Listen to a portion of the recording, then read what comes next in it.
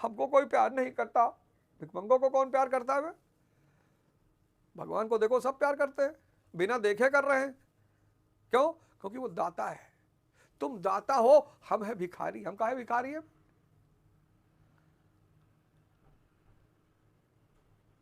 हमको कोई प्यार नहीं कर रहा। भैया हम उनके घर गए थे, हमको सम्मान नहीं दिए। काहे गए बे? क्यों गए?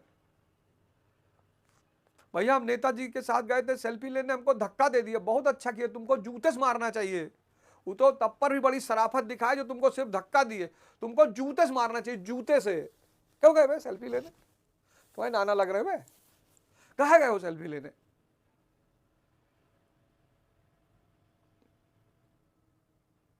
तो जब तक मांगने की स्थिति है तब तक तुम भिखमंगे हो, और भिखमंगे हो यानी तपस्या का समय है।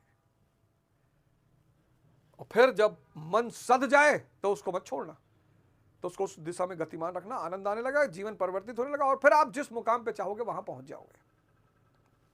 खैर, तो यज्ञ करते रहना है, यानी श्वास प्रश्वास पर ध्यान देते रहना, यही कर्म है, और कर्म ही आराधना है। और जितनी यज्ञ करोगे उतना दैवी संपदा बढ़ेगी। दैवी संपदा का मतलब क्या होता है? वैराग्य बढ़ेगा, विवेक बढ़ेगा, शम बढ़ेगा, दम बढ़ेगा, और आप शक्तिशाली होते चले जाओगे। ये सब आपने पढ़ लिया। अब 14वें श्लोक पे भगवान कहते हैं, 14वां श्लोक,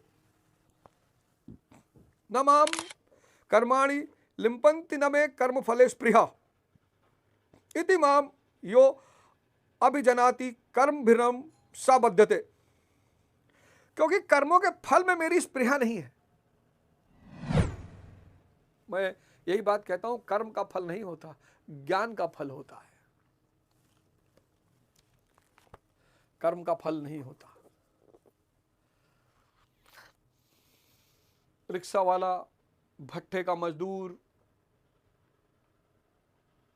हालांकि भगवान ने इनको भी बहुत कुछ दे रखा है, इनको पता नहीं है। रिक्शे वाले के जीवन की जो सबसे अहम घटना वो ये है कि उसको डायबिटीज नहीं होती। बहुत बड़ा गिफ्ट है परमात्मा का। रिक्शे वाले के जीवन की सबसे बड़ी घटना यह है कि उसको डायबिटीज नहीं होती, शुगर नहीं है उसको, वो कुछ भी खा सकता है।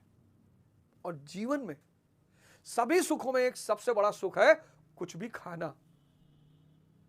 जैसे आधा किलो जलेबी और आधा किलो दूध, रबड़ी मलाई, ये सब अगर खाने को नहीं मिल रहा है, नर्क है जीवन। अगर ये सब खाने को नहीं मिल रहा है तो जीवन नर्क है। अगर सिर्फ करेले के जूस पर जीवन चल रहा है तो जीवन नर्क है।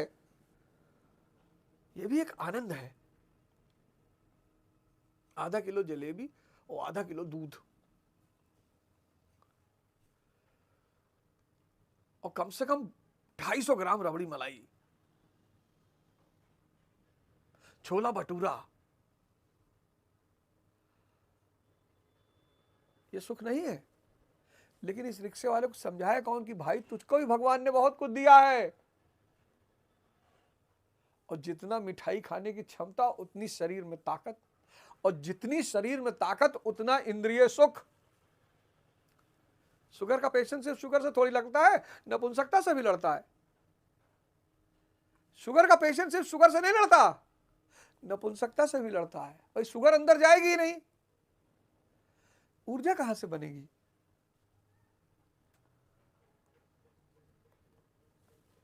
कर्म फल, भगवान कहते हैं क्योंकि कर्मों के फल में मेरी स्पृहा नहीं है। कर्मों का फल क्या है? श्री कृष्ण ने पीछे बताया कि यज्ञ जिससे पूरा होता है उस क्रिया का नाम कर्म है, और पूर्ति काल में यज्ञ जिसकी रचना करता है उस ज्ञानामृत का पान करने वाला शाश्वत सनातन ब्रह्म में प्रवेश पा लेता है। फिर से सुनिए, श्री कृष्ण ने पीछे बताया कि यज्ञ जिससे पूरा होता है उस क्रिया का नाम कर्म है। यज्ञ ही कर्म है। ये लिखकर एक पेट पे चिपकाकर अपने घर की दीवार पे लगा लीजिए जहां बैठते हैं। यज्ञ ही कर्म है। निरंतर ध्यान श्वासों पर रखना है। ये जो सरयू बह रही है इस पर रखना है निरंतर। जैसे आपने शायद नहीं देखा, हमने तो देखा कि गांवों में माँ मौसी बुआ वगैरह जब खाना चूल्हे पर बनाती थी और कोई छोटा बच्चा खेलता रहता था तो भले ही वो चूल्हे पे बनाती थी लेकिन उनकी एक ध्यान बच्चे पे रहता था, और जैसे ही वो दरवाजा पार करने की कोशिश करता था तैसे चिल्लाती थी, हाँ भाई। वो प्रक्रिया सुरति। तो जैसे ही आपका यज्ञ, उस क्रिया का नाम कर्म है, और पूर्ति काल में यज्ञ जिसकी रचना करता है, मतलब अगर आप ये निरंतर करते रहे, ये यज्ञ निरंतर चलता रहा, सांसों पर ध्यान निरंतर चलता रहा, और पूर्ति काल में यज्ञ जिसकी रचना करता है, उस ज्ञान अमृत का पान करने वाला, ज्ञान रूपी अमृत। यज्ञ किसकी रचना करता है? ज्ञान रूपी अमृत। वाह रे भगवान, वाह रे गुरु महाराज, यज्ञ ही कर्म है और कर्म ही प्रार्थना है या आराधना है। और निरंतर अगर आप यज्ञ करते रहोगे तो इससे ज्ञान अमृत,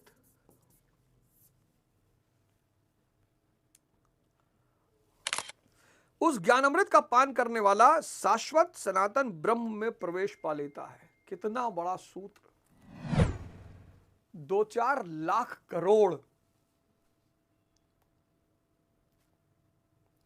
ये डायग्राम देखिए,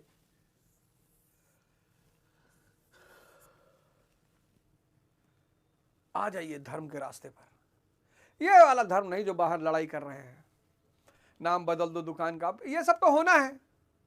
अब तो इस देश में गृह युद्ध होना है, कोई माई का लाल रोक नहीं सकता। तैयार रहिएगा, इस देश में गृह युद्ध होना है, एक बड़ा महायुद्ध होना है, बड़े लेवल पे विनाश होना है। पढ़ाई लिखाई कायदे से हुई नहीं, समझ विकसित है ही नहीं। 1 अरब 50 करोड़ की जनसंख्या, इतने लोगों को देश पालने की क्षमता ही नहीं रखता, नौकरी है नहीं, खाने को है नहीं। तो अब एक समय आ गया जब सरकारों ने यह फैसला कर लिया है कि अब क्या किया जाए। बोले करना क्या है, इनको लड़ा के आपस में मार डालो, हमें क्या करना है। तो गृह युद्ध होगा, हिंदू मुसलमान होगा, ऊपर कास्ट लोअर कास्ट होगा, ये सब होगा। इसके लिए तैयार रहे, होना ही है। आप बदल नहीं पाओगे। आप बीच में कूदे, वो सब चक्रव्यूह क्रिएट किया जा रहा है। अगर आप बीच में कूदे किसी भी पक्ष की तरफ से कि अरे गलत हो रहा है, आप मारे गए। आप किसी भी पक्ष से बोलोगे, आप मारे गए, आपको मारा जाना है।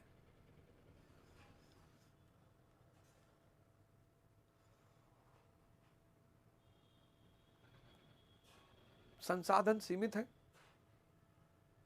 और असीमित जनसंख्या हो गई है। तो यह सब होना है, तैयार रहिए, सुरक्षित रहिए, ज्ञान के रास्ते पर चलिए, ब्रह्म में प्रवेश पा लेता। कर्म का परिणाम परमात्मा है।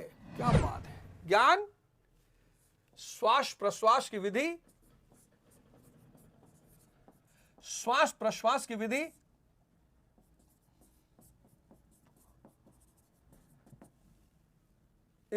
यही कर्म है। कर्म ही प्रार्थना है।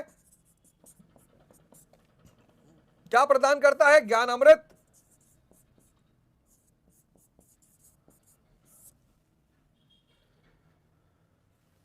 और क्या कहते हैं? कहते हैं कि कर्म का परिणाम परमात्मा है। क्या बात है।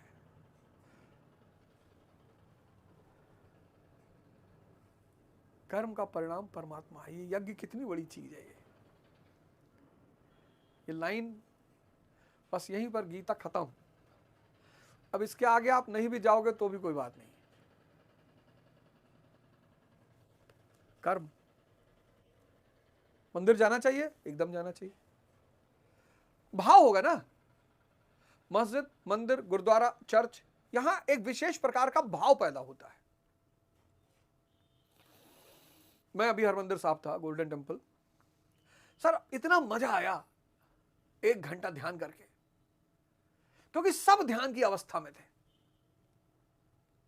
सब भाव की अवस्था में थे, सब सजदे की अवस्था में थे। इसलिए मंदिर, मस्जिद, गुरुद्वारा, चर्च जाना ही चाहिए। क्यों? क्योंकि वहां पर एक विशेष भाव की औरा होता है। बड़े सारे संस्थान हैं जो ध्यान कराते हैं, योग कराते हैं। दिव्य ज्योति जागृत संस्थान है, आपका सदगुरु का ईशा क्रिया है, आपका पंडित रविशंकर जी का है, और न जाने क्या क्या है।